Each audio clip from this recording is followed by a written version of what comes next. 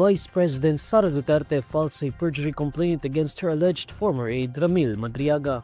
The fresh set of impeachment complaints against the Vice President contains Madriaga's affidavit, where he claimed that part of his job was to allegedly deliver large amounts of money upon Duterte's instructions.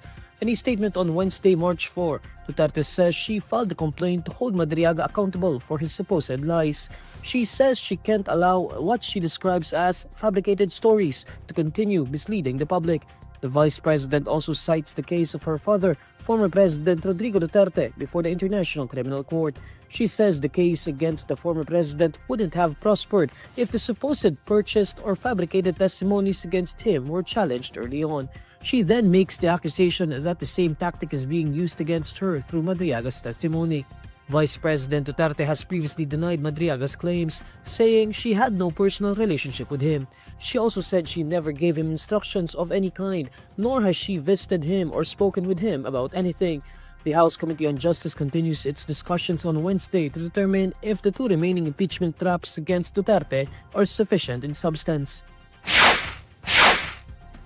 Authorities say at least 2 Filipinos were injured in separate attacks in Kuwait and the United Arab Emirates as the conflict in the Middle East escalates. Department of Migrant Workers Secretary Hans Leo Kakdak says a Filipino working at a restaurant in the Kuwait International Airport sustained very minor injuries. He says she was injured after debris from an explosion hit her neck during a drone strike at the airport's Terminal 1 late in the afternoon of February 28. He adds that she was discharged from the hospital the next day. In its report, Kuwait-based news website The Times Kuwait identifies the victim as 27-year-old Camille Joy Dakanay, assigned to the airport's food service division. She was among the at least 32 foreign nationals who were injured during the attack. According to Kuna News Agency, Kuwaiti Prime Minister Sheikh Ahmad Abdullah Al-Ahmad Al-Sabah visited Dakanay and 12 other victims at Farwaniya Hospital to check their condition. In a statement carried by the Emirates News Agency on March 1, the UAE Ministry of Defense reports that Filipinos were among the 58 who sustained minor injuries after Iranian drones hit civilian areas in the country.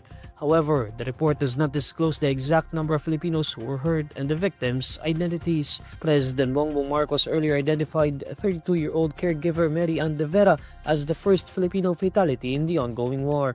De Vera was killed while preparing her elderly ward inside a bomb shelter during a missile attack in Tel Aviv, Israel on February 28.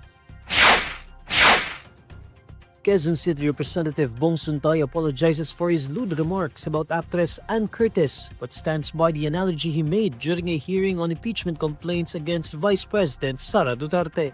Suntay issues his apology after several lawmakers called him out, saying his comments were inappropriate, particularly as they were made during Women's Month observances.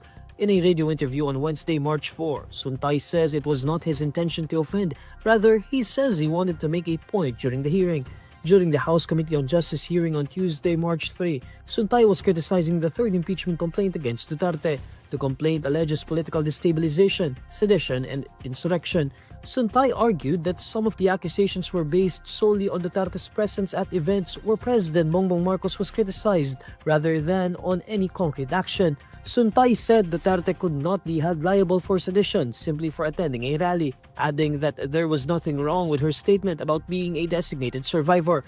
He said people cannot be penalized for unenforceable statements or mere thoughts. He then drew a personal analogy, recalling an incident in which he saw Curtis in a commercial establishment, admitting to feeling desire and imagining things. He emphasized that such thoughts could not be criminalized. Suntay's remarks did not sit well with members of the committee, and they were struck off the record. Ann Curtis's sister, Jasmine, hit Suntay's remark, saying it highlighted how women are reduced to bodies in spaces dominated by men in power.